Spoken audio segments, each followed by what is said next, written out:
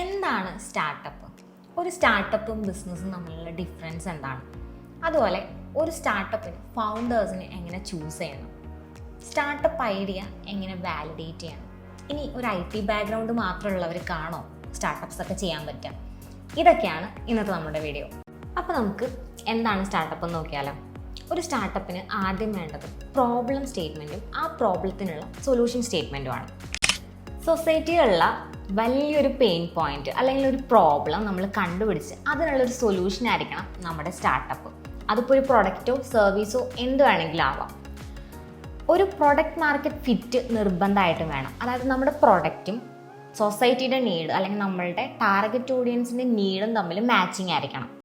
ഇനി നമ്മൾ കൊണ്ടുവരുന്ന ഐഡിയ യുണീക്ക് ആൻഡ് ഇന്നോവേറ്റീവ് ആയിരിക്കണം. അതുപോലെ നമ്മൾ കൊണ്ടുവരുന്ന ഒരു സൊല്യൂഷൻ സ്കെയിലബിൾ ആയിരിക്കണം നമ്മുടെ സ്റ്റാർട്ടപ്പ് ഐഡിയ.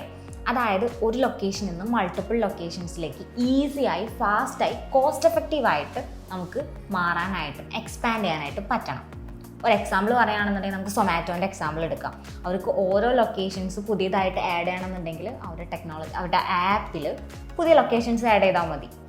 അതുപോലെ എന്ന് വെച്ച് അത് എല്ലാ ആളുകളുടെയും പ്രോബ്ലത്തിനുള്ള സൊല്യൂഷനൊന്നും ആയിരിക്കണ്ട. നമ്മളുടെ ടാർഗറ്റ് ഡെമോഗ്രഫിയിൽ വരുന്ന ഓഡിയൻസിൻ്റെ പ്രോബ്ലത്തിനുള്ള സൊല്യൂഷൻ ആയിരുന്നാൽ മതി.